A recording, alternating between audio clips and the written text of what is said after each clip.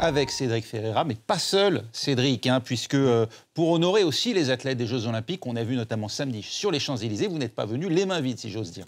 Eh oui, on prolonge un tout petit peu encore la fête des Jeux Olympiques avec notre invité Kaoli Vast, champion olympique de surf. On est ravis de vous accueillir. Merci d'être avec nous. Merci à vous. Merci beaucoup. Donc vous avez la médaille d'or autour du cou. Prenez-la dans la main, montrez-nous là. Quoi une médaille d'or? Là, on la voit en vrai. Hein. Moi, c'est la première. Ah oui, bah regardez, elle est Vous magnifique. Vous l'avez vu briller tout au long de l'été, Cédric, parce qu'il a suivi pour nous les JO. Oui, c'est la première médaille d'or que j'ai l'occasion de voir. Chocolat? Non, j'ai essayé de croquer, c'est un peu dur quand même. Avec un petit morceau de Tour Eiffel à l'intérieur. Hein. Ouais, c'est ça. Ah oui. Voilà, c'est génial. Et derrière aussi, c'est magnifique.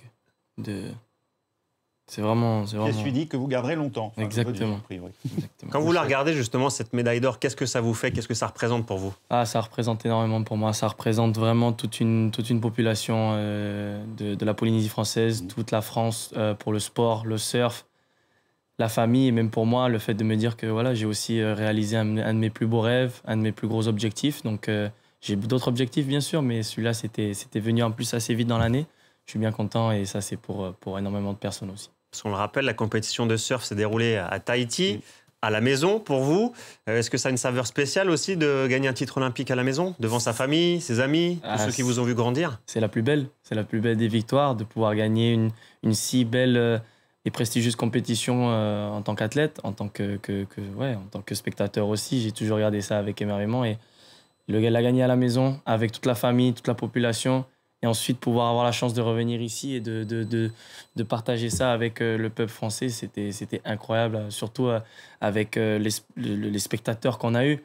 C'était un truc de malade. On ressentait carrément l'énergie de là-bas, même si on était loin pendant longtemps. C'était 8 jours. Et on a passé 8 jours à surfer en première. J'ai pas eu la chance d'avoir vu de mes propres yeux la cérémonie d'ouverture, mais voilà. C'était incroyable de pouvoir revenir et de faire la clôture et c'était magnifique. Justement, venir ici, Kaoli Vast, quand vous voyez effectivement l'engouement, la ferveur sur les Champs-Élysées, vous l'avez vu vous-même, vous avez pu, alors que vous étiez absorbé par la compétition en Polynésie, voir les images des compétitions en métropole? Exactement, on a regardé ça avec attention et je pense que c'est une de nos forces aussi, justement de percevoir et de voir, de suivre à travers nos écrans. Voilà, on avait la télé allumée toute la journée. Dès qu'il y avait des Français qui passaient dans toutes les disciplines, les sports, on était là, on regardait. Et puis quand on voyait Léon Marchand, Teddy Riner gagner des médailles d'or... La distance n'atténuait pas l'intensité, vous sentiez que vous faisiez partie du même événement. Et puis ça nous donnait envie de gagner, justement, de montrer aussi que même si on est loin, et ben on est là, on est présent et on a tout donné. Là, on voit les images d'ailleurs quand vous surfez sur la Seine. Après votre médaille d'or, quand vous êtes revenu juste après votre victoire, c'était comment ce moment? Bon, c'était des petites vaguelettes, hein, c'est facile pour vous. Mais c'était spécial de voir la Tour Eiffel à côté de vous comme ça? Bien sûr, c'est un truc de dingo aussi qui s'est passé là. Jamais j'aurais pu un jour, ça va me dire, je vais surfer la Seine. Et je pense qu'il y a beaucoup de monde qui ne s'attendait pas aussi à ça. Donc après, voilà, à ce résultat de malade, et ben, il y a énormément de choses qui se créent, qui se projettent, et des projets de malade. Et moi, j'adore me projeter. Et face à ça, c'est un truc nouveau. Et chaque truc nouveau, j'adore le faire. Et en plus, voilà, avec l'aide des sponsors, ça m'a permis de réaliser un rêve aussi, de surfer la Seine. Samedi, vous avez participé aussi à la parade des champions sur les Champs-Élysées, avec une nouvelle distinction pour vous, la Légion d'honneur. Racontez-nous, c'était comment cette journée, de la terminer sur le podium devant l'Arc de Triomphe? Eh ben c'est ça, comme je disais, la cérémonie d'ouverture, ça a été compliqué pour moi d'y participer vu que je devais rester focus et commencer tôt. Ensuite, j'ai pu participer à la cérémonie de clôture, c'était magnifique, c'était incroyable. J'ai pu participer au Club France, ça c'était encore incroyable aussi. Et de pouvoir faire la cérémonie la parade samedi, c'était... Il n'y a pas de mots pour finir ces jeux si magnifiques, si impressionnants, si incroyables, avec tous ces athlètes regroupés en même temps, paralympiques et olympiques. C'est trop beau et ça crée des relations, c'est ça le sport, c'est ça les jeux. Et en plus à Paris, avec ces monuments magnifiques, c'était que du bonheur. Et la Légion d'honneur, c'est quelque chose qui représente encore plus, je pense, et c'est le Graal. Sur les images, on vous voit en train de surfer à l'entraînement, la vague de Te Aupo, qui est considérée comme l'une des plus dangereuses du monde. Le fait d'avoir surfé à la maison, est-ce que c'était un avantage pour vous ou c'est toujours aussi risqué d'affronter cette vague? C'est toujours risqué. Même si tu connais par cœur, c'est toujours risqué. C'est l'une des vagues les plus effrayantes, mais les plus belles du monde. Tu peux avoir les meilleurs souvenirs et les plus belles frayeurs aussi. Vous en avez eu des frayeurs des fois? Oui, j'en ai eu. Il y a 2 ans, 3 ans, j'ai eu une grosse vague et j'ai cru que j'allais vraiment mourir sur cette vague.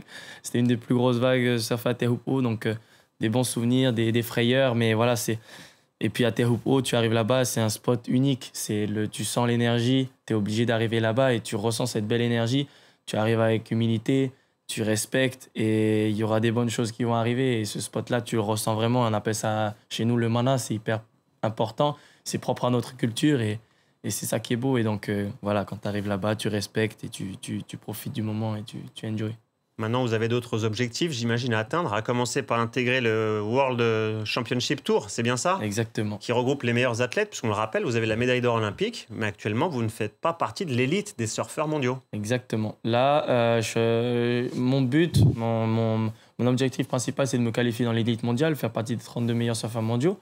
Pour ça, il faut se qualifier. Il y a plusieurs compétitions régionales d'abord, ensuite un peu internationales. Et ensuite, voilà, tu te qualifies dans le CT. Donc, on appelle ça le CT. C'est là les 32 meilleurs surfeurs mondiaux. Mais pour ça, voilà, c'est compliqué. Ça a toujours été l'objectif du début. Pour l'instant, je ne me suis pas encore qualifié. Ensuite, il y a eu les Jeux qui sont arrivés vraiment vite. En 4 ans, même pas 3 ans, je me suis qualifié. Et voilà, maintenant, j'ai pu obtenir la plus belle marche du podium. Et voilà, les objectifs ne changent pas et rester focus. Donc, si on faisait un peu la comparaison avec du football, c'est pour intégrer la première division. Là. Vous êtes dans la deuxième. Exactement. Donc ça, c'est l'objectif prioritaire avant Los Angeles 2028. Mais voilà, ça c'est dans 4 ans. Les qualifications se feront au fur et à mesure des années. Donc voilà, on attend. On essaiera de performer, de rester stable au niveau des résultats. Est-ce que vous avez l'impression de devenir aussi un ambassadeur du surf, puisque c'est une discipline qui, pour les Français en métropole, nous semble lointaine? Il y a pratiqué dans le sud-ouest essentiellement. Hein. Pratiqué dans le sud-ouest. D'ailleurs, c'est votre prochaine compétition sud-ouest, dans le sud-ouest. Marseille, il y a des vagues un peu partout. Donc la Bretagne. C'est vrai que le surf, il n'y en a pas beaucoup. C'est pas aussi médiatisé que par exemple le judo, le ping-pong, la natation. Donc je pense que ça a fait du bien un peu à tout le monde en tant que surfeur. Cette victoire, parce que c'était beau. On voit que la Polynésie aussi, on a des belles vagues. En France, on a des belles vagues. Et c'est ça qui est beau. Et puis le surf, c'est quand même aussi, c'est bien pour le surf, je dirais, parce que c'est pas non plus considéré comme un loisir seulement. C'est aussi un sport olympique. C'est devenu un sport avec des vrais athlètes. On donne tout pour s'entraîner physiquement, mentalement et pour les émotions, parce que c'est beaucoup d'émotions. On se mesure à l'océan. L'océan, c'est imprévisible. Et ouais, c'est ça aussi la beauté du surf. Justement, vous parliez des vagues du Sud-Ouest. C'est votre prochaine compétition au Quicksilver Festival le week-end prochain, c'est bien ça? Exactement, oui, avec Jérémy et Quicksilver qui organisent ça. Donc j'ai hâte de pouvoir aller là-bas, de surfer. C'est une compétition l'année dernière qui a été incroyable. On a eu des vagues de fou. Et là, avec toutes ces légendes, il y a Kelly Slater aussi qui fait sa dernière compétition normalement. C'est le GOAT, c'est la légende. Et voilà, ça va être incroyable.